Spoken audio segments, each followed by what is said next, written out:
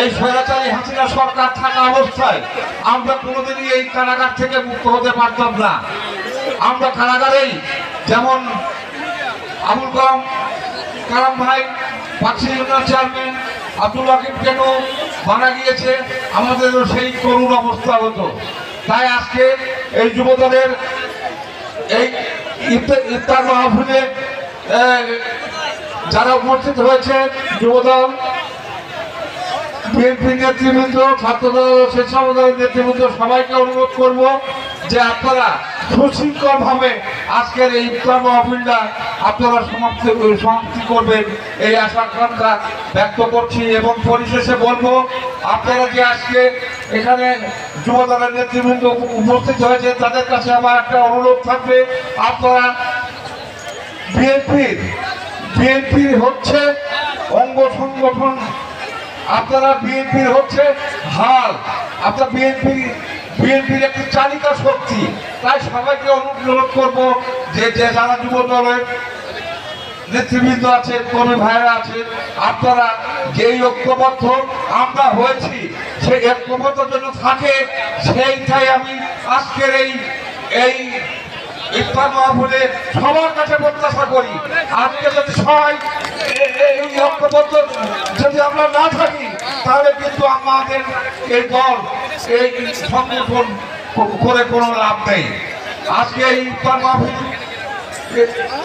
আয়োজন করেছেন যুবদলের সভাপতি এবং নেতৃবৃন্দ, কর্মী ভাইরা। আমি ইসলাম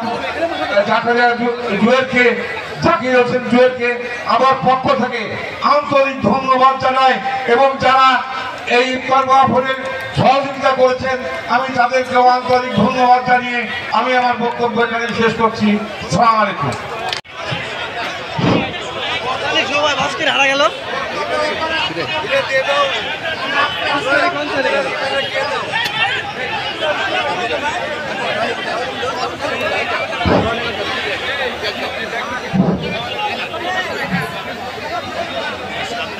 আমাদের মধ্যে আসলে সময় কম, অনেকজন এখানে রয়েছে, বক্তব্য দেওয়ার অনেক সময় এ পর্যায়ে বক্তব্য রাখবেন পাবনা জেলা যুব দলের সাবেক সিনিয়র সহসভাপতি মোয়াররম হোসেন বাবু ভাইকে শুভেচ্ছা নিয়ে বক্তব্য রাখার জন্য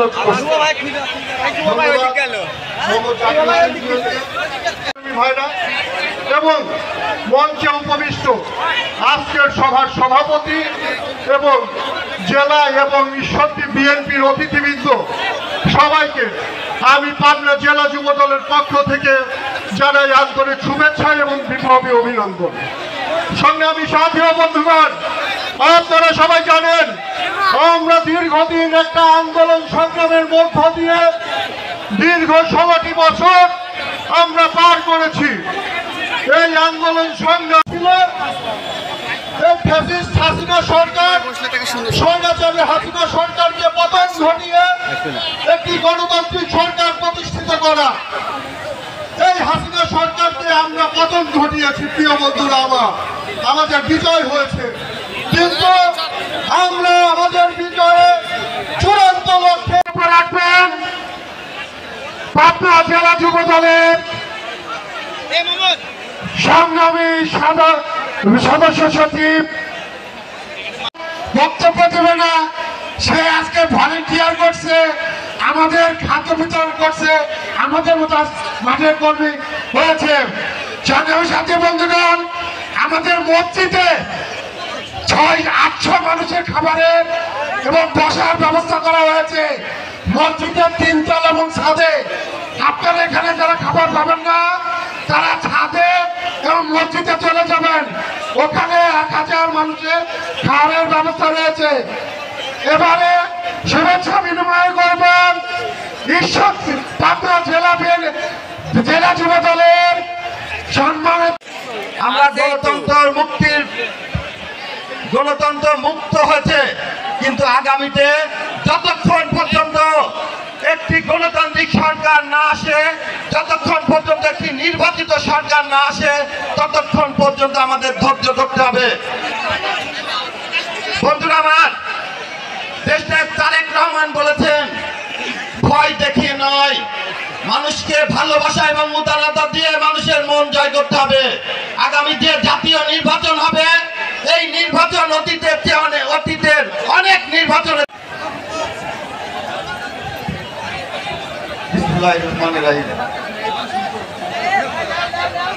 বাংলাদেশ জাতীয়তাবাদী যুবদল ঈশ্বরদী পৌর যুবদল প্রতিপালিত দেশনেত্রী বেগম খালেদা জিয়ার রোগ মুক্তি এবং বাংলাদেশের মানুষের ভাগ্য দাসে যাতে একটি সূর্য উদিত হয়, মানুষের ভোটের অধিকার ফেরানোর আন্দোলনে, খুনি হাসিনা পতনের আন্দোলনে রাজপথে থেকে যারা যুদ্ধ করেছেন তাদেরকে সবাইকে ধন্যবাদ। বাংলাদেশ জিন্দাবাদ, বাংলাদেশ জাতীয়তাবাদী যুবদল জিন্দাবাদ জিন্দাবাদ।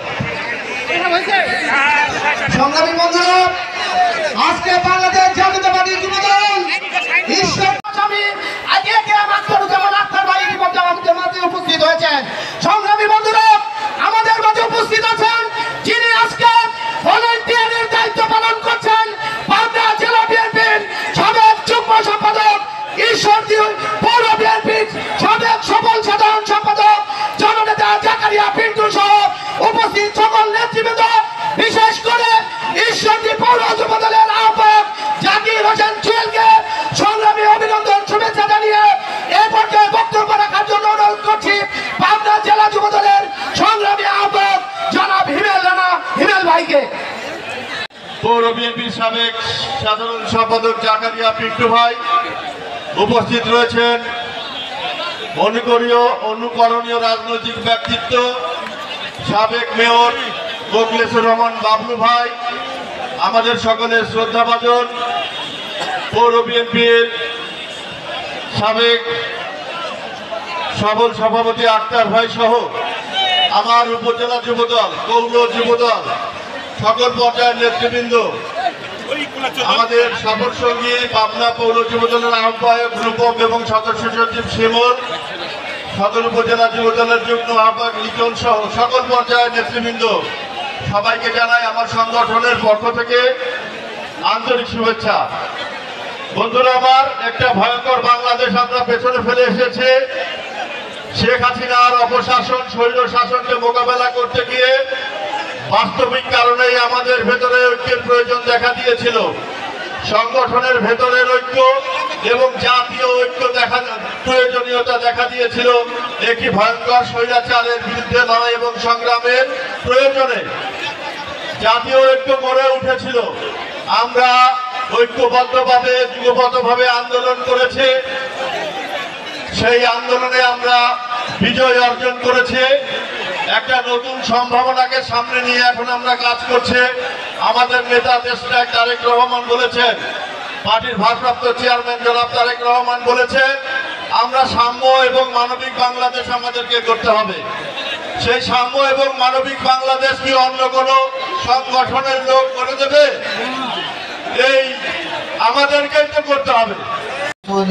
بسم الله الرحمن الرحيم الحمد لله رب العالمين الرحمن الرحيم مالك يوم الدين إياك نعبد وإياك نستعين اهدنا الصراط المستقيم صراط الذين أنعمت عليهم غير المغضوب عليهم ولا الضالين آمين اللهم صل على محمد وعلى آل محمد كما صليت على إبراهيم وعلى آل إبراهيم إنك حميد مجيد اللهم بارك على محمد وعلى آل محمد كما باركت على إبراهيم وعلى آل إبراهيم إنك حميد مجيد اللهم آمين اللهم آمين ربنا ظلمنا أنفسنا وإن لم تغفر لنا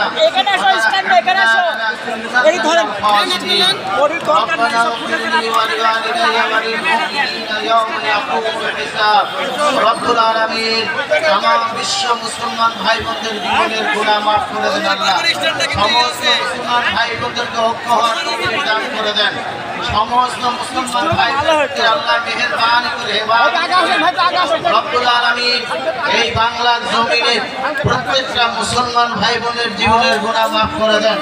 আয় আল্লাহ, বাংলার জমিনের মধ্যে 15 বছর নির্যাতন জুলুম অত্যাচারে আমরা নিপীড়নে ছিলাম।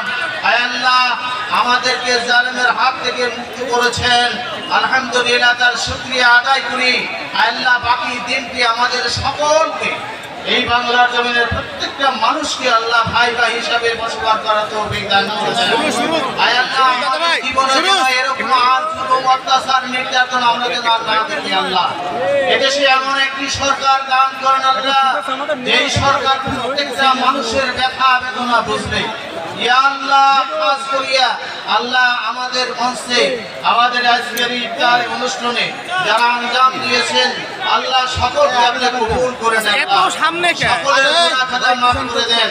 আয় আল্লাহ, আমাদের এই শক্তির মধ্যে থেকে 47 জন কারাবন্দী ছিলেন আল্লাহ রব্বুল আলামিন, আপনার লাখো কোটি শুকরিয়া।